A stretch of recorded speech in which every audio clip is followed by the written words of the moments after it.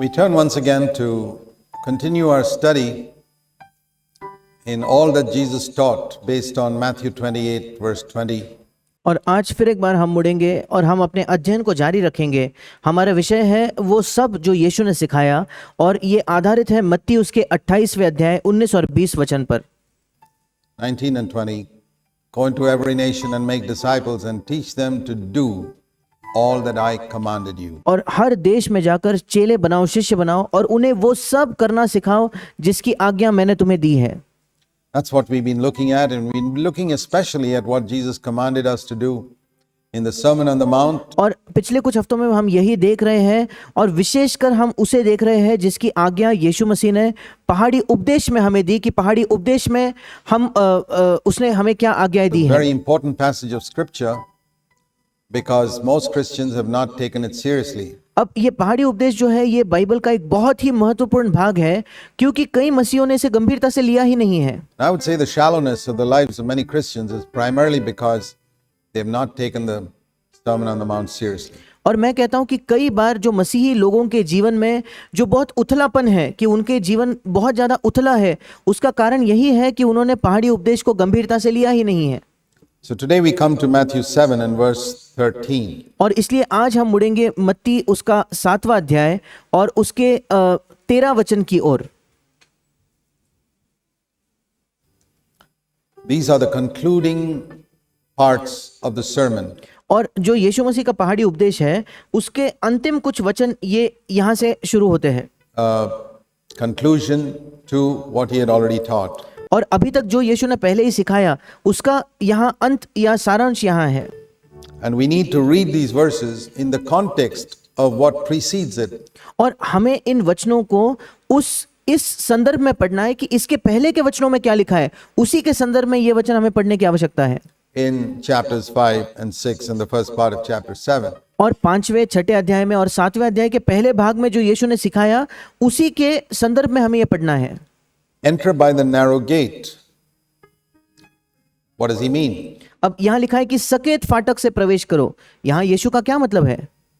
That what he's preached so far is in a sense a very narrow gate. इसका मतलब ये है कि यीशु कह रहा है कि जो कुछ उसने अभी तक प्रचार किया हम कह सकते हैं कि वो बहुत ही सकेत एक फाटक है। For the gate is wide and the way is broad that leads to destruction. और वहां यीशु कहता है कि चौड़ा है वो फाटक और सरल है वो मार्ग जो विनाश को पहुंचाता है।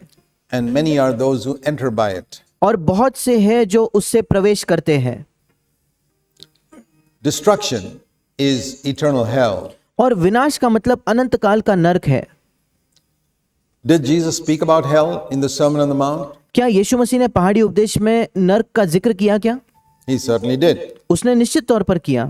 He spoke about it 3 times. The word hell comes और 3 बार उसने जिक्र किया, 3 बार नरक ये शब्द आता है in the Sermon on the Mount. And पहाड़ी उपदेश में। let's just look at it. The और आइए हम उसे देखेंगे। way to destruction.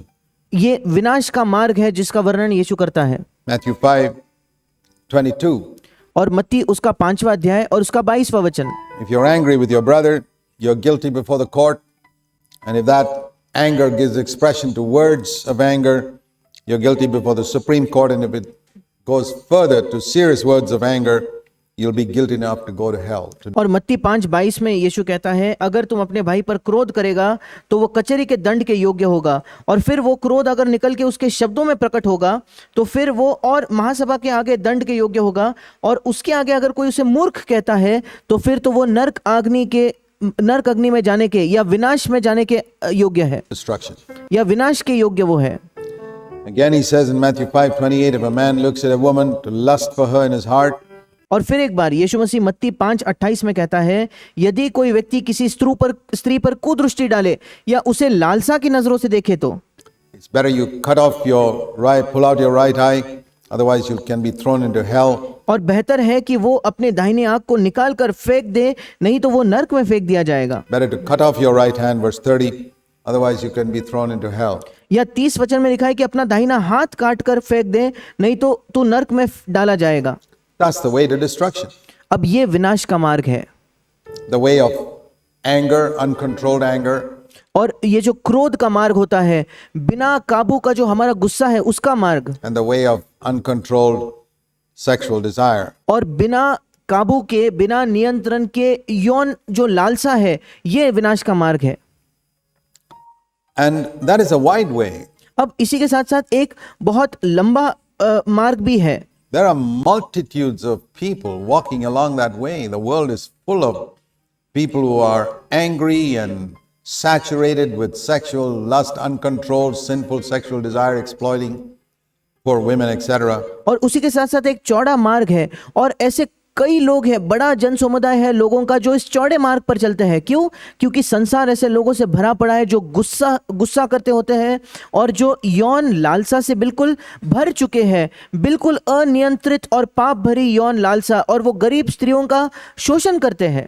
That is a broad way to destruction. और ये विनाश के पास जाने वाला एक चौड़ा मार्ग है। What about a Christian who says he's a born again Christian and goes along that way? Watch. अब एक मसीह का क्या, जो कहता है, ये दावा करता है कि वो एक नया जन पाया हुआ मसीह है और वो इसी मार्ग पर जाता है। Internet pornography, वो इंटरनेट पर अश्लील चीजें देखता है, इंटरनेट पर वो पोर्नोग्राफी देखता है, taking advantage of poor women being exploited. और जो गरीब स्त्री जो महिलाएं हैं उनके शोषण का वो फायदा उठाता है, And who expresses his anger outwardly. और एक ऐसा मसीह जो अपने गुस्से को बाहरी तौर पर प्रकट करके लोगों को बताता है। That's the way to destruction. And whether ये विनाश का मार्ग he है। calls himself a Christian or a non-Christian, it makes no difference. अब चाहे ऐसा व्यक्ति अपने आप को मसीह बुलाए या गैर मसीह बुलाए, वो कोई फर्क नहीं पड़ता, He's on the way to destruction. It's ये व्यक्ति तो विनाश के मार्ग पर the है। wide way. और यीशु कहता है ये एक चौड़ा सा मार्ग है, बड़ा मार्ग है। The wideness is sometimes made by preachers who say, well, we don't have to be so narrow-minded and say that only those who overcome these things are going into life. और कई बार ये जो मार्ग को चौड़ा बनाना, ये प्रचारक ही इसे चौड़ा बनाते हैं, ये कहकर देखो हमें इतना सकरे मन का होने की जरूरत नहीं, इतनी छोटी सोच रखने की जरूरत नहीं कि केवल वही लोग जो इन पापों पर विजय पाएंगे वही जीवन में जाएंगे, ऐसा नहीं हमें कहना है। No, they make the gate wider. और ऐसा कहकर या ऐसा प्रचार कर कर ये जो प्रचारक है ये उस फाटक को और बड़ा और चौड़ा बनाते हैं। Jesus said the way to life was like a needle's eye. और यीशु ने एक जगह कहा कि जीवन के पास जाने वाला जो मार्ग है वो सुई की उस आंख के समान है। And can a camel go through a needle's eye? और एक ऊंट उस सुई के आंख से जा सकता है क्या? No. नहीं। It's easier, he said, for a camel to go through a needle's eye for the man who is rich in himself to possess the kingdom of God. और यीशु ने एक बार ये कहा कि आसान ये होगा कि एक ऊंट उस आंख के उस सुई के आंख से होकर गुजर जाए, इसके बजाय कि एक व्यक्ति जो धनवान है, जो अपने आप में ही धनवान है, उसे परमेश्वर के राज्य में प्रवेश करना बहुत ज्यादा मुश्किल है। See, our richness is not only in wealth, it could अब ध्यान रखिए कि हमारा जो धन है केवल हमारे पैसों में नहीं be होता, in our intellect and our intellectual arguments. और हो सकता है कि हमारे बुद्धिमत्ता में हम धनवान हैं, या हम जो बड़े बुद्धि से तर्क करने की कोशिश करते हैं अपने बुद्धि से। When we come to scripture and we take away the seriousness of these words with intellectual arguments, और कई बार हमारा धन इसमें प्रकट होता है कि हम अपने बुद्धि से तर्क का इस्तेमाल करके बाइबल के पास आते हैं, और जब बाइबल में कुछ शब्द लिखे हैं तो उनके गंभीरता को हम निकाल लेते हैं अपने बुद्धि का तर्क इस्तेमाल कर कर। well, you're not going to enter God's kingdom. अगर ऐसा है तो आप परमेश्वर के राज्य में प्रवेश नहीं करोगे। That's a wide road that leads to destruction, एक बहुत चौड़ा मार्ग है जो विनाश की ओर ले जाता है, but the gate is small and the way is narrow that leads to life. And that's the way Jesus spoke in the Sermon on the Mount. What do you और 14 वचन में लिखा है कि सकेत है वो फाटक और कठिन है वो मार्ग जो जीवन को पहुंचाता है। saying is, all that I've spoken here so far is a very narrow gate and a very narrow way. और इसी मार्ग का वर्णन यीशु मसीह ने पहाड़ी उपदेश में किया है। अब यीशु ये कह रहा है कि जो भी मैंने तुमसे अब तक कहा है वो एक बहुत ही सकरा फाटक और बहुत ही सकेत सा मार्ग है, बहुत ही सकरा मार्ग है। But that's the way that leads to life. पर यही वो जीवन है, यही वो मार्ग है जो जीवन की ओर ले जाता है। And there are very, very few people who find it. और 14 वचन में यीशु कहता है कि बहुत थोड़े ही हैं जिन्हें ये मार्ग कभी मिलेगा।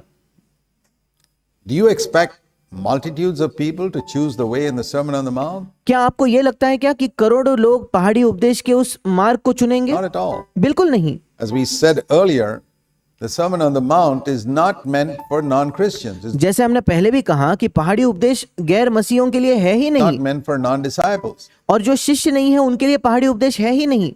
It's meant for those who have already laid a foundation in their life of repentance and faith in Christ, और ये पहाड़ी उपदेश उन लोगों के लिए है जिन्होंने पहले से अपने जीवन में एक नींव रखी है मन फिराव की और मसीह पर विश्वास करने की, who are born again and become God's children. और जिनका नया जन्म हो चुका है और वो परमेश्वर की संतान बन चुके हैं। Now, if a person has not taken that first step and he tries to follow the Sermon on the Mount, he's like a person who's building his house without a foundation. अब अगर एक व्यक्ति ने यह पहला कदम ही नहीं लिया है और फिर भी वो कोशिश करता है पहाड़ी उपदेश का अनुसरण करने की, तो वो एक ऐसे व्यक्ति के समान है जो बिना नींव डाले अपना घर बनाता है। But here it's speaking about disciples पर यहाँ बात हो रही है शिष्यों की, who are seeking to follow the Lord. They find this is a very narrow gate.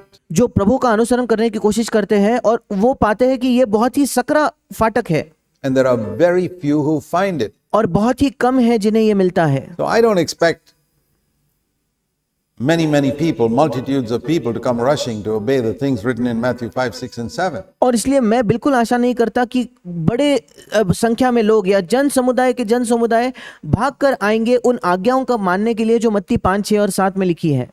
So when you think of these mega churches with thousands of people sitting there, और इसलिए जब आप ऐसे बड़े बड़े मेगा चर्चेस को देखते हो, बड़ी कलीसियाओं को देखते हो जहां हजारों लोग वहां बैठे हैं, you wonder, are these the few people who have found the way to life? और फिर आप कल्पना करते हो क्या ये वो थोड़े लोगों में से है क्या जिन्हें जीवन का मार्ग मिल चुका है, Or are these people part of the broad way that's leading to destruction, being led astray by false preachers? या ये वो लोग हैं उस बड़े मार्ग की ओर, चौड़े मार्ग में जाने वाले जो विनाश की ओर ले जाता है और झूठे प्रचारक इन्हें भ्रमा रहे हैं, गलत दिशा में ले जा रहे हैं।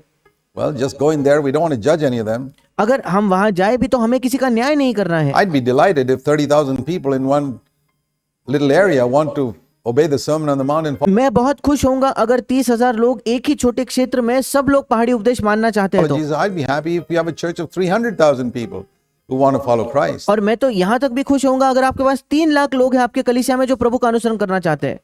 But not 300,000 people who just want to go to heaven without following Christ on earth. पर मैं 3 लाख लोगों से खुश नहीं होता अगर ये 3 लाख लोग केवल स्वर्ग जाना चाहते हैं बिना इस पृथ्वी पर यीशु मसीह का अनुसरण किए हुए। And I want to say to you, from what I have observed, that in most churches, the people who are sitting there want to go to heaven without following Christ on the earth. और मैं आपसे कहना चाहता हूं जो मैंने आज तक देखा है उससे मैं ये कह रहा हूं अधिकतर कलीसियाओं में जो लोग वहां बैठे होते हैं ये लोग स्वर्ग तो जाना चाहते हैं पर इस पृथ्वी पर यीशु मसीह का अनुसरण किए बिना इन लोगों को स्वर्ग में जाना है। Now, that's not the true church of Jesus Christ. अब ऐसी कलीसिया यीशु मसीह की सच्ची कलीसिया नहीं है। That's a church against which the gates of hell prevail. ये एक ऐसी कलीसिया है जिसके खिलाफ अधलोक के फाटक प्रबल होते हैं। And that type of church is one where the preachers have made the gate wide so that multitudes of people can get in without paying the price. और ये इस तरीके की कलीसिया है जहां प्रचारकों ने उस फाटक को इतना बड़ा इतना चौड़ा बना दिया है कि बड़े संख्या में लोग जो है वो अंदर तो आ जाते हैं बिना किसी कीमत को चुकाए। Wide so that you can love money and imagine that you love God as well. और वो उस फाटक को इतना बड़ा बना देते प्रचारक की वो कल्पना करते हैं कि आप पैसे से प्रेम करके भी परमेश्वर से प्रेम कर सकते हो। They made the gate wide. And then of course, और उन्होंने फाटक को बहुत बड़ा बना दिया they है are deceiving themselves that they are building followers of Jesus in that church. और अगर ऐसा है तो ये प्रचारक अपने आप को धोखा दे रहे हैं ये कहकर उन्हें लगता है कि वो यीशु मसीह के अनुयायी या यीशु मसीह के चेलों को वहां बना रहे हैं उस कलीसिया में। So we need to see very clearly that it's at the end of the Sermon on the Mount that Jesus explained this अब हमें ये बात बड़े साफ तौर पर देखनी है कि पहाड़ी उपदेश के अंत में यीशु ने जो समझाया gate is very small. ये जो फाटक है वो बहुत ही सकरा है, बहुत ही कम चौड़ा है And this way is very narrow that और ये जो मार्ग है वो भी बहुत सकरा leads है to life. जो जीवन की ओर ले जाता है And there are very, very few that actually find it. और बहुत ही कम है जिन्हें वो जीवन का मार्ग मिलता है। And then the very next thing he says is, beware of the false prophets. अब इसी के बाद तुरंत बाद इस वचन के बाद वो कहता है कि झूठे भविष्यद्वक्ताओं से सावधान रहो। So again, we got to see it in its context. अब फिर एक बार इस वचन को हमें अपने संदर्भ में देखना होगा, उसके संदर्भ में देखना होगा। Who are these false prophets? ये झूठे भविष्यद्वक्ता कौन है? Are these false prophets the ones who are talking about some other religion, bringing the holy book of some other religion? No. क्या ये झूठे भविष्यद्वक्ता वो है क्या जो किसी और धर्म की बात करते हैं, किसी और धर्म की पवित्र किताब को उठाकर लाते हैं? बिल्कुल नहीं। These are false prophets who come in sheep's clothing. ये वो झूठे भविष्यद्वक्ता है जो भेड़ों का भेष लेकर हमारे पास आते हैं। Sheep's clothing means the appearance of being a servant of Jesus Christ. अब भेड़ों का भेष का क्या मतलब है? ये एक भेष पहनना या ये दिखावा करना कि हम यीशु मसीह के सेवक हैं, ऐसा दिखावा करके लोग आएंगे। Appearance of being a sheep. One मतलब वो एक भेष पहनेंगे कि वो भेड़ है of the मानो, sheep of Christ. They या वो मसीह की भेड़ है ऐसा भेष come पहनेंगे। in sheep's clothing. वो भेड़ों के वस्त्र पहन के आएंगे। They look like sheep. वे दिखेंगे भेड़ों ही के तरह, They come with a Bible in their hand. और कई बार अपने हाथ में एक बाइबल लेकर वो आएंगे, But they've made the way broad. पर उन्होंने मार्ग को बहुत ही चौड़ा बना दिया है। They've explained away the commands of Scripture, saying this is not necessary, that's not necessary. और उन्होंने बाइबल के जो आज्ञाएं हैं उनको ऐसे ही समझा दिया कि देखो ये आवश्यक नहीं है, इसकी कोई जरूरत नहीं, ये महत्वपूर्ण नहीं है। It doesn't mean exactly this. And अब बाइबल में जो लिखा है उसका बिल्कुल यही अर्थ तो नहीं होता। people have explained away so many things in Scripture. और लोगों ने बाइबल में कई अलग अलग चीजों को समझाकर कहा है कि ये जरूरी नहीं है। If they come to a verse like rejoice in the Lord always, well, they say it doesn't mean 24/7. It means generally speaking most of the time. Philippians 4:4. और अगर वो कहते हैं कि प्रभु में आनंद करो, प्रभु में आनंद करो, जो वचन है फिलिपियो 4:4 में, वो लोग कहेंगे कि नहीं नहीं, इसका ये मतलब नहीं है कि हमेशा हमें प्रभु में आनंद करना है। When it says in Philippians 4:6, be anxious for nothing, they say it doesn't mean nothing. और फिर वो कहते हैं कि जब फिलिपियो 4:6 में लिखा है कि किसी बात की चिंता मत करो, उसका ये मतलब नहीं है कि किसी बात की चिंता मत करो, कुछ कुछ चीजों की चिंता हम कर सकते हैं। It means generally speaking, you should avoid anxiety. और वो कहते हैं कि आम तौर पर आपको चिंता से दूर रहना चाहिए, ऐसा लोग कहते हैं। When it says in 1 Thessalonians 5:18 that we must give thanks in everything, for this is the will of God in Christ और जब Jesus, it doesn't mean everything. पहले थिस्सलुनीकियों 5:18 में लिखा है कि हमें सब बातों में धन्यवाद देना है, क्योंकि परमेश्वर में, प्रभु यीशु मसीह में परमेश्वर की हमारे लिए यही इच्छा है। लोग कहते नहीं नहीं, इसका यह मतलब नहीं है कि सब बातों में धन्यवाद दो। God's word has been diluted. और And robbed परमेश्वर का जो वचन है उसमें पानी मिला दिया गया है, of its sharpness and its power by और उसकी धार है उसको निकाल दिया है, और उसके सामर्थ को प्रचारकों ने चुरा लिया है। preachers. And even small things like it says that a woman should cover her head to show her submission to male authority. और छोटी छोटी बातें भी, जब बाइबल कहता है कि एक स्त्री को अपने सिर को ढाकना है, ये दिखाने के लिए कि वो जो पुरुष के अधिकार के अधीन है। The people say, well, it doesn't mean that we have to do that. That was for that culture in Corinth. और फिर लोग कहते नहीं नहीं, हमें नहीं लगता कि इसका ये मतलब होगा, ये तो केवल उन लोगों के लिए, कुरिन्थियों के लिए, हमारे लिए नहीं। Everything is explained away. There's an और हर एक आज्ञा को ऐसे ही वो समझा देते कि उड़ा देते यहाँ वहां, explanation for everything. और हर एक चीज के लिए वो समझाने लगते कि ये उसके लिए, ये उसके लिए, हमारे लिए नहीं है। And God's word has been diluted. When और इस प्रकार से परमेश्वर के वचन में मिलावट कर दी गई है, पानी में मिलाकर उसे बहुत ही कम कर दिया गया है। that if you don't take sexual sin radically, you can go to hell. He said, no, it's not that serious. और जब बाइबल कहता है कि अगर तुम यौन पाप को बड़े बहुत उग्र तौर पर नहीं उससे पेश आओगे तो तुम नरक जा सकते हो, वो लोग कहते हैं नहीं नहीं नहीं, यौन पाप इतना गंभीर नहीं है। And what is going to happen in the final day? अब अंतिम दिन में क्या होगा? You will discover when you stand before Jesus Christ that God meant exactly what he said. आप देखोगे अंतिम दिन में, जब आप प्रभु यीशु मसीह के सामने खड़े होगे तो आपको यह पता चलेगा कि जो प्रभु ने कहा था उसका वही मतलब था, वही वो चाहता था। Christ meant exactly what he said. जो भी यीशु ने कहा वो वही चाह रहा था, और वही मतलब से उसने वो कहा था। Now, if you don't believe that these words in the Bible are scripture and the word of God, you must अब अगर आप ये विश्वास नहीं करते कि जो भी ये शब्द जो बाइबल में लिखे हैं ये बाइबल के शब्द हैं, परमेश्वर का वचन है, अगर ऐसा आप विश्वास नहीं करते तो be honest and scratch them out. आपको ईमानदार होकर इन वचनों को मिटा देना होगा, Or tear up those pages and say, that's not the Bible. या उन वचनों को फाड़ दो और कह दो कि ये बाइबल नहीं है। But you are being dishonest and hypocritical if you keep them there in the Bible and say, this is God's word, and you don't follow it. पर आप बिल्कुल ईमानदार नहीं हो, आप झूठे हो और आप पाखंडी हो अगर उन वचनों को बाइबल में ही आप रखकर कहते हो कि हाँ हाँ ये तो परमेश्वर का वचन है, पर आप उसका अनुसरण ही नहीं करते। Is that hypocrisy that's God going to judge among God's people. यही पाखंड है जो परमेश्वर अपने लोगों में जिसका न्याय करने वाला है। God loves an honest person. I believe God loves many atheists more than he loves hypocritical Christians.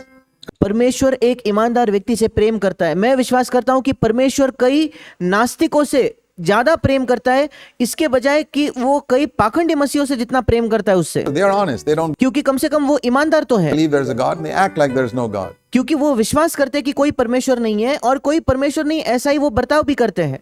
The businessman out in the world, he says there's no God but money and he worships money. He's honest. और जो संसार का व्यापारी होता है, business करने वाला होता है, वो कहता है कि कोई और परमेश्वर नहीं, केवल पैसा परमेश्वर है, और वो पैसे की आराधना भी करता है। कम से कम वो ईमानदार तो है। But it's Christians who say that Jesus Christ is the true God. I'm going पर ऐसे मसीही लोग हैं जो कहते हैं कि नहीं नहीं, यीशु मसीह सच्चा परमेश्वर है, to listen to him. The Bible is God's word. और फिर वो कहते हैं नहीं, मैं यीशु की बात सुनूंगा और बाइबल परमेश्वर का वचन है। And then live just like those worldly people. They are the hypocrites. और ऐसे मसीही लोग बिल्कुल संसार के लोगों की तरह जीते हैं। ये पाखंडी लोग हैं। Remember when Christ was on earth, he condemned the hypocrites more than anybody else. और एक बात याद रखिए, जब यीशु मसीह इस पृथ्वी पर था, सबसे ज्यादा उसने पाखंडियों को दोष लगाया, किसी भी और व्यक्ति से ज्यादा। The adulteress was saved. The जो व्यभिचारिणी थी उसका उद्धार हुआ, thief on the cross, the murderer was saved. क्रूस पर जो चोर टंगा हुआ था, जो खूनी था, उसका उद्धार हुआ। But the hypocrites went to hell. पर जो पाखंडी थे वे नरक में गए। So it's the same thing's going to happen today. Beware और बिल्कुल वही बात आज भी होगी। of the false prophets who come to you with the Bible in their hand, with sheep's clothing, speaking the right doctrine. और उन झूठे भविष्यद्वक्ताओं से सावधान रहो जो भेड़ों का भेष पहनकर तुम्हारे पास आते हैं, मतलब सही सिद्धांत को लेकर वो तुम्हारे पास आएंगे। But inwardly they are ravenous wolves. मत्ती 7:15 में लिखा है कि अंदर से वे फाड़ने वाले भेड़िए हैं। Why does a wolf put on sheep's clothing? अब एक जो भेड़िया होता है, क्यों वो भेड़ के वस्त्र पहनता है? In order to come in the midst of the flock pretending to be a sheep, and all he wants is to bite the sheep and get what he can out of them. वो इसलिए एक भेड़िया इसलिए भेड़ के वस्त्र पहनता है ताकि वो भेड़ों के मध्य में आ सके, ये दिखावा करके वो भेड़ है, और फिर वो भेड़ियों को काट कर जो भी उनसे ले सके, जो भी उनसे हासिल करना चाहे, वो उनसे चुरा सके। It's a picture of a preacher who comes, who's got his Bible college degree perhaps, he quotes scripture and he is eloquent speaker. और ये चित्र है एक प्रचारक का। एक प्रचारक जो आता है, शायद उसके पास अपने बाइबल कॉलेज की डिग्री है, शायद वो बाइबल के वचन आपको कहकर दिखा सकता है, बहुत प्रभावी तौर पर वो बातचीत करने वाला एक व्यक्ति है, And all he wants is to get your money. पर आपसे वो केवल एक ही चीज चाहता है, आपसे वो पैसा लेना चाहता है। Whenever you find a preacher like that, think of this verse. जब भी आप एक ऐसा प्रचारक देखते हो जो केवल पैसे में दिलचस्पी रखता है, इस वचन को याद कीजिए। A ravenous wolf who's come in sheep's clothing. एक फाड़ने वाला भेड़िया जो भेड़ का भेष लेकर आया, मत्ती 7:15। That person's not a shepherd. और ऐसा जो व्यक्ति होता है वो कोई चरवाहा He's a नहीं है, wolf. वो एक भेड़ है, वो एक भेड़िया है। A good shepherd cares for his sheep. He's एक अच्छा चरवाहा जो है उसे अपने भेड़ों की परवाह होती है, interested in leading the sheep to green pastures and और उसकी दिलचस्पी होती है कि अपने भेड़ों को वो हरी चराइयों में ले चले by still waters, और उन्हें शांत पानी के पास ले जाए। not to bite off the sheep like a lot of preachers do. और जैसे कई प्रचारक करते हैं, वैसे वो भेड़ों को काटने के लिए नहीं आता। Then he goes on to say, you will know these false prophets by their fruits. और फिर आगे जाकर वो कहता है कि इन झूठे भविष्यद्वक्ताओं को उनके फलों से तुम पहचानोगे। Notice that, not by their gifts. अब ध्यान दीजिए, अपने उनके वरदानों से नहीं। Now, many people seek to identify a man of God by his gifts. अब कई लोग जो है एक परमेश्वर के जन को इससे परखते हैं कि उसके पास कैसे वरदान है, That is the biggest mistake of Christians. और मसीहों की सबसे बड़ी गलती ये है, They go directly against what Jesus has said in Matthew 7:16. और यीशु मसीह ने जो मत्ती 7:16 में कहा है उसके बिल्कुल विपरीत कई मसीही लोग जाते हैं। He said, you will not be able to identify a true prophet of mine or distinguish between a true prophet and a false prophet if you look at the gifts. अब यीशु ने साफ तौर पर कहा, मेरा जो सच्चा भविष्यद्वक्ता है तुम उसको ऐसे नहीं पहचान पाओगे, या जो झूठा भविष्यद्वक्ता और सच्चा भविष्यद्वक्ता उनके बीच में अंतर तुम इससे नहीं कर पाओगे वरदान देखकर। Both may appear to have gifts. और दोनों के पास दिखाई पड़ेगा कि दोनों के पास वरदान है। A true prophet has gifts and a false prophet has gifts, but एक सच्चा भविष्यद्वक्ता उसके पास भी वरदान होंगे, झूठे भविष्यद्वक्ता के पास भी वरदान होंगे। what the true prophet has in addition is fruit. पर जो सच्चे भविष्यद्वक्ता के पास जो अधिक चीज है वो है फल। And so, if you want to know whether a person is a true prophet of God, don't see whether he's got a healing gift. और इसलिए अगर आप ये जानना चाहते हो कि कोई व्यक्ति परमेश्वर का सच्चा भविष्यवक्ता है कि नहीं, ये मत देखो कि उसके पास चंगाई का वरदान है कि नहीं। Don't see whether he is eloquent. ये मत देखो कि वो बहुत अच्छे से प्रचार कर पाता है या नहीं। Don't see whether his doctrines are right. ये भी मत देखो कि उसके सारे सिद्धांत सही है या नहीं। Both their doctrines will be right. दोनों के सिद्धांत सही होंगे। They got sheep's clothing. दोनों के पास भेड़ का वस्त्र तो है। How to distinguish which is a real sheep and which is a wolf? कैसे हम जाने कि कौन सच्ची भेड़ है, कौन एक भेड़िया है? By their fruit. उनके फल के द्वारा। What is the fruit of the Spirit there in life? उनके जीवन में आत्मा का फल है कि नहीं? Primarily humility. प्राथमिक तौर पर नम्रता। Has he got humility? उसके अंदर नम्रता है क्या? Has he got a genuine compassion for people? क्या उसके पास वास्तविकता में लोगों के प्रति दया और तरस है क्या? Is he free from the love of money? क्या वो पैसे के प्रेम से स्वतंत्र है क्या? Is he always compelling you to pay your tithe? क्या वो बार बार आपको जबरदस्ती करता है कि आप आपका दशमांश दो? That's a wolf without a shadow of doubt. इसमें कोई संदेह नहीं, जो व्यक्ति बार बार दशमांश आपसे मांगे वो एक भेड़िया है। And most preachers are wolves like that today. और आज के अधिकतर प्रचारक ऐसे ही भेड़िया है।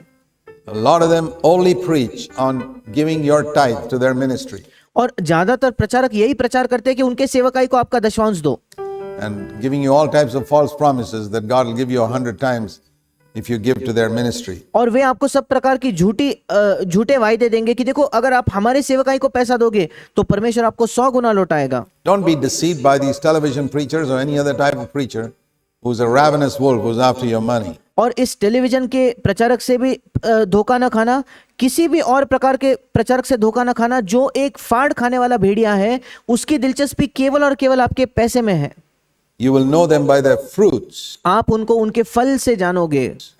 Always look for fruit.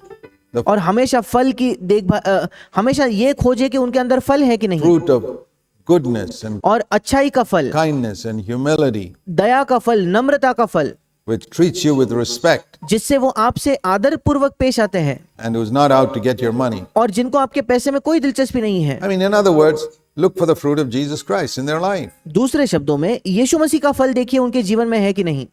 Where do you find Jesus Christ going after anybody for their money? Never. आप कब देखते हो कि यीशु मसीह कभी किसी के पैसे के पीछे भाग रहा था? Once. He never took a collection and offering at any time in his meetings. कभी भी नहीं। यीशु मसीह ने कभी कोई पैसा नहीं लिया, कोई चंदा या दान नहीं लिया, उसके सभा में कभी भी नहीं लिया। When he healed the sick, he did not take an offering. He जब उसने बीमारों को चंगा किया, उसने कोई दान नहीं didn't लिया। ask the disciples to go with an offering bag and collect money from the people he healed. यीशु ने ये नहीं कहा कि अपने शिष्यों को जाओ एक दान पेटी लेकर जाओ, जिन लोगों को मैं चंगा करता हूं उनसे पैसा इकट्ठा करो, ऐसा नहीं कहा उसने। Like we see in today's healers and preachers. पर आज के चंगाई करने वाले और प्रचारकों में आज हम ये देखते हैं। I believe they're humbugs compared to Jesus Christ. मैं विश्वास करता हूँ यीशु की तुलना में ये पाखंडी लोग हैं। You never find any of the apostles doing that either. You don't आप कभी नहीं देखते कि प्रेरितों ने कभी ऐसा किया। find the apostles going around with an offering bag after they preach to people or healed people. आप कभी नहीं देखते कि प्रेरित लोग एक दान पेटी लेकर घूमते थे प्रचार होने के बाद या लोगों को चंगा करने के बाद। You say, well, then how will we have money for God's work? और फिर आप कहते हो कि परमेश्वर के काम के लिए हम कैसे हमें पैसा मिलेगा? Yes, you can keep a box there and let people voluntarily give, whether they want to give or don't want to give. और आप एक बक्सा रख सकते हो, ठीक है, एक बक्सा रखिए, लोगों को खुद की इच्छा से स्वेच्छा से देने दीजिए, चाहे वो देना चाहे तो ठीक, नहीं तो भी ठीक। Don't put a bag in front of them and compel them to give. उनके सामने एक बैग ले जाकर उन पर जोर जबरदस्ती मत करो कि वो उसमें पैसा डाले। And certainly, the Bible teaches that Jesus and the apostles would never take a cent from unbelievers. It's a और निश्चित तौर पर बाइबल हमें ये सिखाता है, यीशु और जो प्रेरित है कभी भी वो अविश्वासियों से एक सिक्का नहीं लेते थे, एक पैसा नहीं लेते थे। great tragedy today that unbelievers are invited to a meeting अब एक बहुत बड़े दुख की बात है आज कि अविश्वासियों को किसी सभा में बुलाया जाता है and they hear the gospel और वे सुसमाचार को सुनते हैं and there's a collection taken from them. और उनसे एक दान लिया जाता है। Do you have to pay money to get your sins forgiven? क्या आपके पाप क्षमा होने के लिए आपको पैसा देना पड़ता है क्या? Do you have to pay money to get yourself healed? आपको चंगाई पाने के लिए पैसा देना पड़ता है क्या? Beware of false prophets. झूठे भविष्यद्वक्ताओं से सावधान हो जाओ। They are worse than unbelievers. वे अविश्वासियों से भी बदतर है, अविश्वासियों से भी बुरे हैं ये। I remember once someone invited me to sit on the platform for a big healing meeting in Bangalore, and और एक बार मुझे याद है बैंगलोर में एक बड़ी चंगाई की सभा थी और किसी ने मुझे आमंत्रित किया कि भाई जैक आप भी आकर सामने स्टेज पर I बैठो। said, well, I'm all for getting unsaved people to Christ, but I want to know whether you're going to be upright and honest with these people in presenting the gospel to. और मैंने कहा ठीक है, मैं तो बहुत खुश हूं कि अगर जिनका उद्धार नहीं हुआ है ऐसे लोग मसीह के पास आते हैं, पर मैं आपसे यह जानना चाहता हूं आप उनके साथ ईमानदार होकर, सच्चे होकर सुसमाचार को प्रचार करने में ईमानदारी दिखाओगे कि नहीं। Ensure that the gospel is absolutely free, and even the praying for the sick is free. आप उन अविश्वासियों को यह दिखाओगे कि नहीं कि जो सुसमाचार है वो बिल्कुल मुफ्त है और बीमारों के लिए प्रार्थना करना भी बिल्कुल मुफ्त में होता है। And I said, let me use an illustration. और मैंने उनसे कहा कि मैं आपको एक उदाहरण देकर समझाता हूं। If I were to go and buy a CD player from a non-Christian's shop, and I take it home and I अब सोच कर देखिए, मैं किसी गैर मसीह की दुकान में जाता हूं, उस दुकान में जाकर मैं एक सीडी प्लेयर खरीदता हूं और घर ले जाता हूं, find the next day it doesn't work. और अगले दिन मैं देखता हूं कि अरे वो सीडी प्लेयर तो काम ही नहीं कर रहा, I take it back to the store and say, hey friend, this doesn't work. और मैं वापस उसे दुकान में लेकर जाकर कहता हूं कि अरे देख दोस्त, ये तो काम ही नहीं कर रहा। He will refund the money to me. वो उस पैसे को मुझे रिफंड दे देगा, फिर से मुझे पैसा लौटा देगा। If I paid 2,000 rupees for that, he'll refund the 2,000 rupees to me. अगर मैंने 2000 रुपए पैसे भरे हैं तो वो 2000 रुपए वापस मुझे चुकाएगा। Now, apply that illustration to your situation. I say to them, you conduct a healing meeting, और जिन लोगों ने मुझे आमंत्रित किया उस सभा के लिए, मैंने उनसे कहा यही उदाहरण आप पर लागू कीजिए। आप एक चंगाई की सभा यहाँ भर रहे हो, and this big guy from somewhere comes in.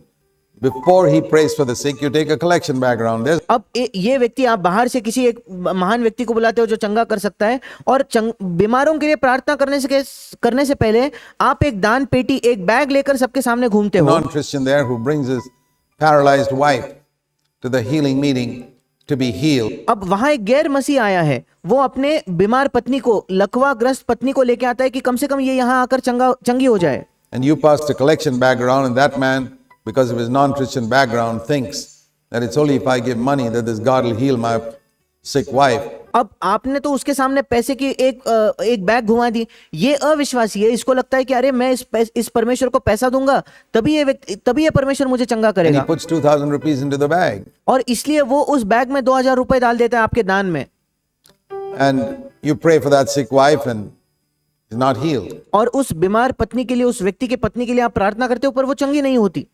Now he comes back to you to the next day and say, hey, your product didn't work. Your prayer didn't work. अब ये व्यक्ति अगले दिन आपके पास आकर कहेगा अरे तुम्हारा जो प्रोडक्ट है काम नहीं करता, तुम्हारे प्रार्थना ने कोई काम नहीं की, My wife is not healed. मेरी पत्नी तो अभी भी चंगा नहीं हुई। Will you please return the 2,000 rupees I gave you and put in the bag?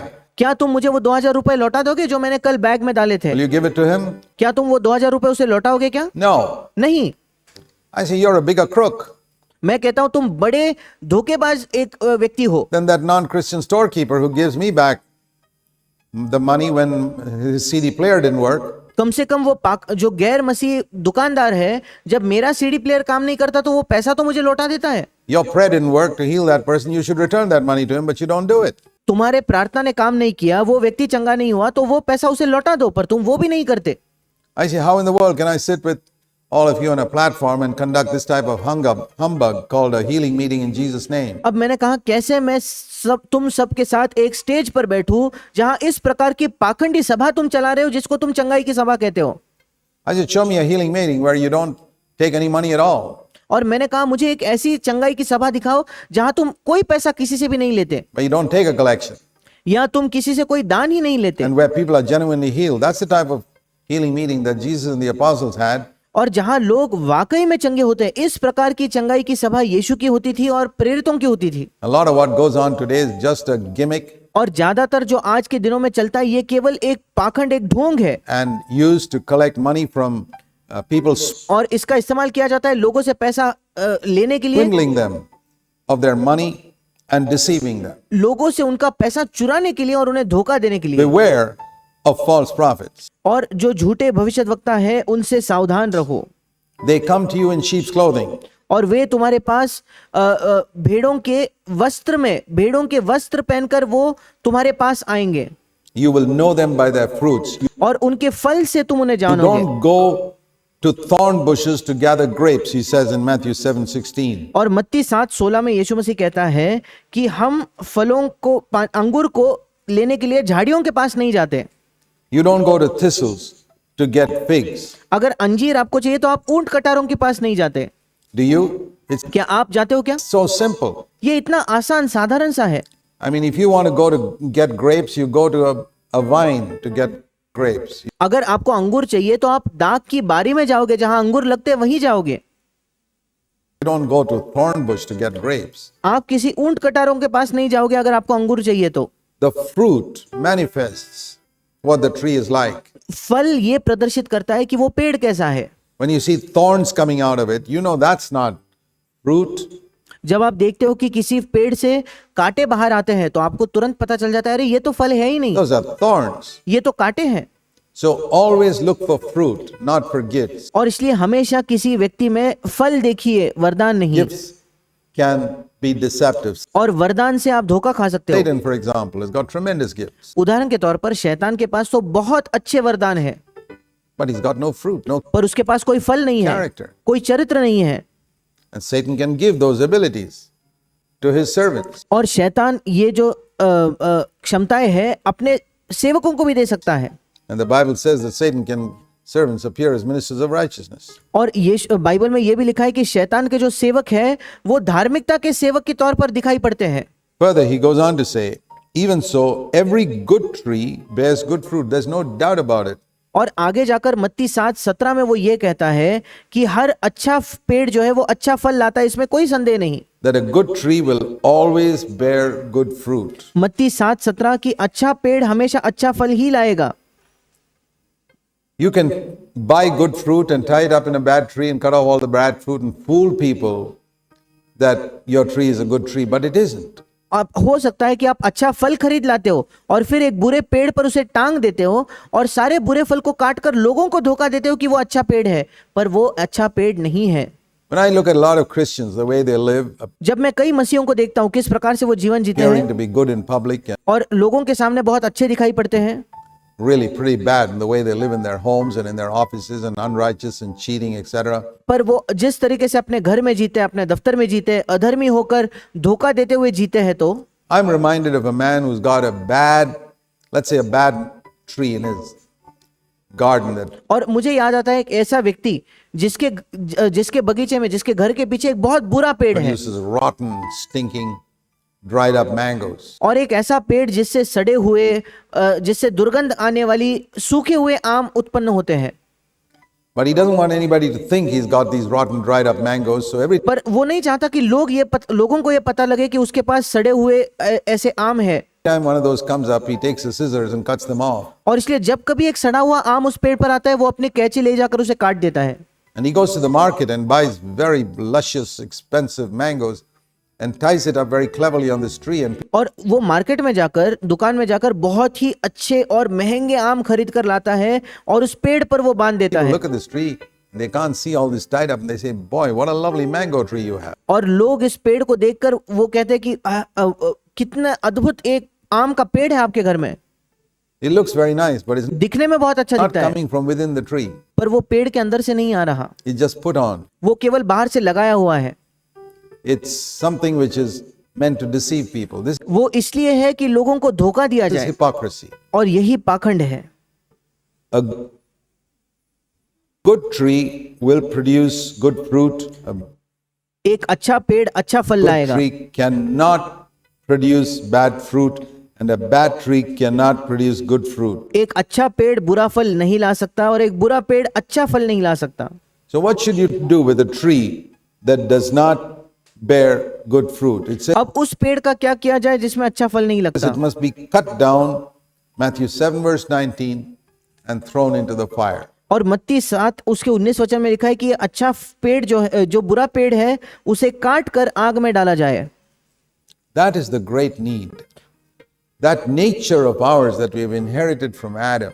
और यही हमारी महान आवश्यकता है, हमारा जो स्वभाव है जो हमें आदम से प्राप्त हुआ है।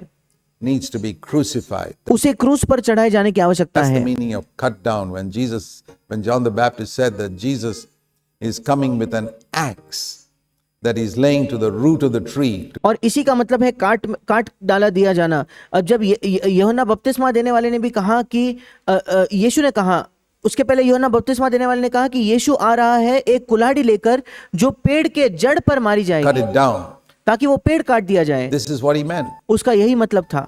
He's going to cut it right down at the root, throw it in the furnace, and replace it with another tree. इसका मतलब यीशु मसीह उस पेड़ को बिल्कुल नीचे उसके जड़ से काट देगा, उसे भट्टी में फेंक देगा और वहां एक दूसरा पेड़ लगाएगा। You see, many people haven't experienced this. अब कई लोगों ने इसका अनुभव किया ही नहीं They've है, just tried to get rid of superficial sins in their life. और वो अपने जीवन में जो बाहरी पाप है, जो ऊपर के पाप है, उनसे ही वो उनसे निपटने की, उसको छिपाने की कोशिश करते हैं And responded to Christ. और फिर इस तरीके से वो मसीह के पास आते हैं। They're not really saved because the root is still there. अब वाकई में उनका उद्धार नहीं हुआ क्योंकि वो जड़ अभी भी वही है। It's like when you come to a doctor and you have some symptoms, he won't just give you some ointment to get rid of those symptoms. अब जब आप किसी डॉक्टर के पास आते हो, आपको कुछ बीमारी है, आपको उसके कोई सिम्टम्स हो रहे हैं, तो वो डॉक्टर आपको कोई मलहम नहीं देता बाहरी तौर पर कि उस बीमारी को चंगा करने के लिए। He says, I need to give you an antibiotic that hits the root of the disease. और वो डॉक्टर आपसे कहता है मुझे आपको एक एंटीबायोटिक दवाई देने की जरूरत है जो इस बीमारी के जड़ पर जाए। And when the root of the disease is hit, then these symptoms will disappear. और जब बीमारी की जड़ पर हमला होगा तो ये जो बीमारी के लक्षण है बाहर से, वो अपने आप से चले जाएंगे। That's how a good doctor treats his patients who are sick. एक अच्छा डॉक्टर अपने पेशेंट्स को ऐसे ही उन्हें चंगा करेगा। And that's how Jesus also does it. और यीशु भी ऐसा ही करता है। He says there's a root to all these problems in your life, and the और यीशु कहता है तुम्हारे जीवन में जितनी समस्या है उसका एक जड़ है, root is a self-centered life. और वो जड़ जो है वो है स्वयं केंद्रित जीवन। From that self-centered life, only fruit that seeks your own will come. उस स्वयं केंद्रित जीवन से केवल वही फल आएगा जो आप अपने आप का अच्छाई खोजते हो। Now you can tie nice fruit there, and अब अगर आप चाहो तो वहां अच्छा फल आप बांध सकते हो। like many preachers preach eloquent things and preach nice things. जैसे कई प्रचारक अच्छा प्रचार करते हैं, बहुत अच्छी चीजें वो प्रचार करके सुनाते हैं। But if you're a self-centered person, you'll be seeking your own all the time. पर अगर आप एक स्वयं में केंद्रित व्यक्ति हो तो आप हमेशा अपने आप की इच्छा खोज रहे होंगे।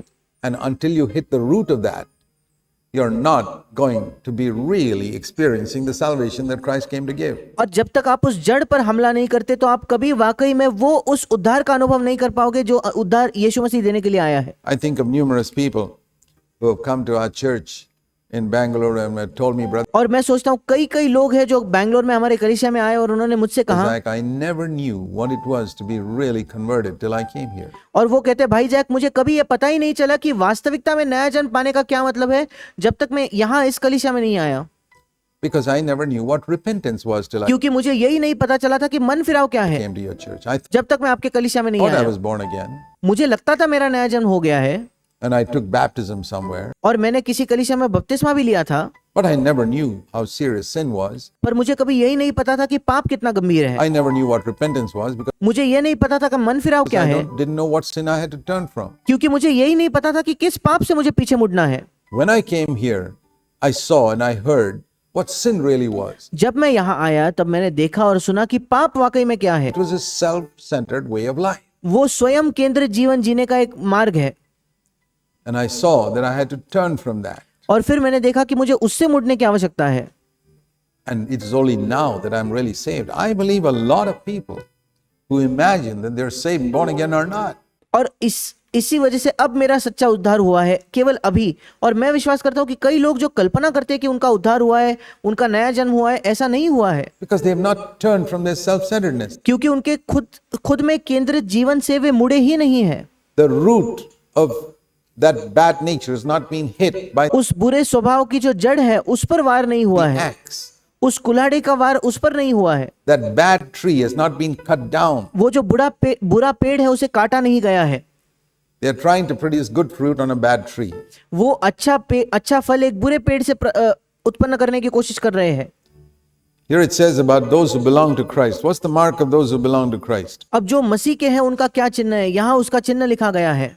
Let me read you a verse in Galatians 5 and verse 24 and see मैं आपके लिए एक वचन पढ़ना चाहता हूँ, गलातियों की पत्री उसका 5वां अध्याय उसका 24 if you वचन, qualify. और देखिए कि आपके अंदर इस प्रकार का जीवन है कि नहीं। You may say you belong to Christ. आप शायद कह सकते हो कि आप मसीह के You हो, may say you're a part of that good tree. Well, आप ये कह सकते हो कि आप अच्छे पेड़ का हिस्सा हो, here's a verse. पर यहाँ एक वचन आप सबके लिए है। Galatians 5:24 says, गलातियों 5:24 में लिखा है, those who belong to Christ जो भी मसीह यीशु का है have crucified the flesh. The flesh speaks of that self-centered life that wants to do its own will. उन्होंने शरीर को क्रूस पर चढ़ा दिया है। शरीर का मतलब है वो हमारा स्वयं केंद्रित जीवन जो अपनी इच्छा करना चाहता है। Their attitude towards that self-centered life is crucify it. जो लोग मसीह में हैं उनका उस स्वयं केंद्रित जीवन के प्रति रवैया ये है कि उसे क्रूस पर चढ़ा दिया जाए, Kill it. उसकी हत्या कर दो। You know, the Romans reserved crucifixion for the worst criminals in their society. आप जानते हो रोमी लोग जो क्रूस पर चढ़ाया जाना ये उन लोगों के लिए रखते थे जो सबसे बुरे जो अपराधी थे उनके समाज में। Not the ordinary criminals. आम अपराधियों के लिए वो नहीं था, They would be just jailed. और उसका आम अपराधी के लिए केवल बंदी गृह था। The worst criminals were crucified. जो सबसे बुरा जो अपराधी होता था उसे क्रूस पर चढ़ा दिया जाता था। And when you see that the self-centered nature you got from Adam is the worst possible criminal and deserves to be crucified, और जब आप ये देखते हो कि ये जो स्वयं केंद्रित स्वभाव आपको आदम से मिला है ये सबसे बुरा अपराधी है और ये केवल इसी के लायक है कि उसे क्रूस पर चढ़ा दिया जाए, then you have understood what repentance is all about. और तब आपको ये समझ में आएगा कि मन फिराव वाकई में होता क्या है, Then you can belong to Christ. और तब आप मसीह के हो सकते हो। Because those who belong to Christ, it says here, have taken this attitude. क्योंकि जो मसीह के हैं उन सबों ने ये रवैया अपनाया, यहाँ इस वचन में लिखा है।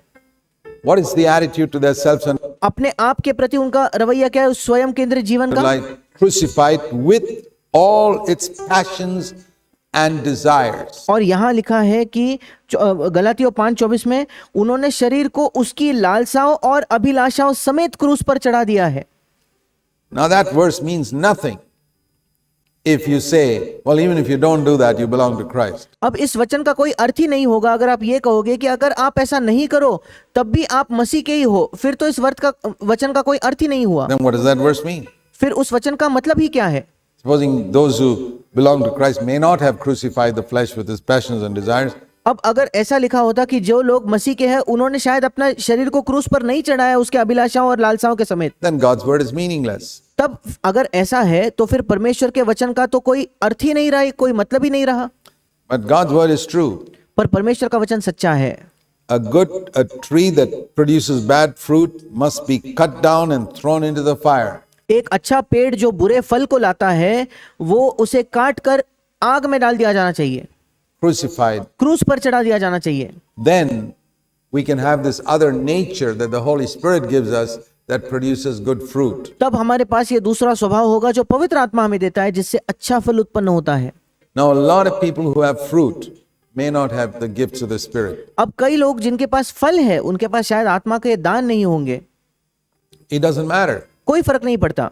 God gives different gifts to different people. परमेश्वर अलग अलग लोगों को अलग अलग वरदान देता है। But if you can remember this thing that Jesus repeated twice here, पर अगर आपको ये चीज याद रहेगी जो यीशु मसीह ने 2 बार जिस चीज को दोहराया, you'll be saved from a lot of deception. तब आप बहुत ज्यादा धोखे से बच जाओगे। Verse 16, you will be able to identify a true and a false prophet not by their gifts but by their fruits. मत्ती 7:16, आप एक झूठे भविष्यद्वक्ता को इससे पहचान पाओगे उसके वरदान के द्वारा नहीं, उसके फल के द्वारा। Again he repeated in verse 20, so फिर एक बार वो 20 वचन में उसे दोहराता है then you will know them by their fruits. कि तुम उनको उनके फलों के द्वारा ही पहचानोगे, फलों के द्वारा ही जानोगे।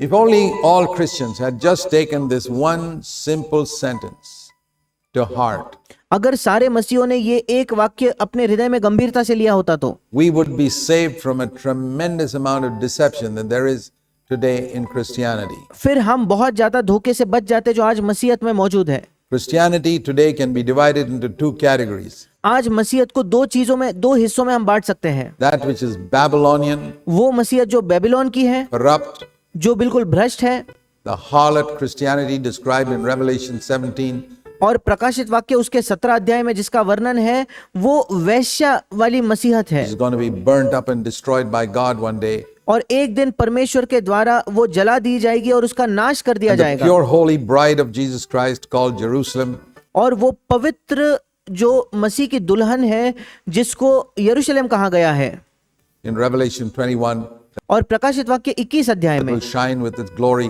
through all eternal ages. वो यीशु के महिमा से सब युगों युगों में उसकी महिमा से चमकेगी। And the way to distinguish between the two, और इन दोनों कलीसियाओं में अंतर करने का तरीका ये है, both may have gifts, remember, याद रखिए दोनों के पास वरदान हो सकते हैं, but only one will have the fruit of the Spirit, पर केवल एक ही के पास आत्मा के फल होंगे। of humility, नम्रता का फल होगा, love and goodness, प्रेम का फल होगा, अच्छाई का फल होगा, freedom from the love of money. और पैसे के प्रेम से आजादी होगी। So whenever you look at a preacher, और जब कभी आप किसी प्रचारक को देखें, this is what we need to look for. Is he हमें भी यही देखने की a आवश्यकता true है, prophet or he is false prophet? क्या वो सच्चा भविष्यद्वक्ता है या झूठा भविष्यद्वक्ता है? Is he a false prophet? क्या वो झूठा भविष्यद्वक्ता है Is he क्या? a real sheep or a wolf in sheep's clothing? वो सच्चे में वाकई में एक भेड़ है या भेड़ के भेष में आया हुआ भेड़िया है? This is such an important word for our day. और आज के दिन के लिए बहुत महत्वपूर्ण ये वचन है, And the way to distinguish it is, और इसमें अंतर करने का तरीका यही है, does he preach the Sermon on the Mount? क्या ये व्यक्ति पहाड़ी उपदेश का प्रचार करता भी है या नहीं? Does he preach the narrow way that leads to life? उस सकरे मार्ग का वो प्रचार करता है क्या जो जीवन की ओर ले जाता है? Or is he just showing off his oratory and his abilities? या वो केवल अपना ये प्रचार करके दिखाता है कि कितना अच्छा वो बात करता है, अपनी क्षमताओं को प्रदर्शित करता है क्या? Let's pray. आइए हम प्रार्थना करेंगे। Heavenly Father, हमारे स्वर्गीय पिता, in a day of deception, we thank you for the light of your word, which leads us along the right path so that और प्रभु पाखंड के इस युग में हम तेरे वचन के ज्योति के लिए धन्यवाद देते हैं जो हमें सही मार्ग पर चलाता है, we don't miss the way. ताकि हम मार्ग से भटक ना जाए। We want to know the truth हम सत्य को जानना चाहते हैं so that we're not deceived. ताकि हम धोखा न These खाए, things are of eternal significance and value. क्योंकि इन चीजों का अनंत महत्व है, अनंत मूल्य है। We pray in Jesus' name. यीशु के नाम से हम मांगते हैं प्रभु, Amen. आमीन।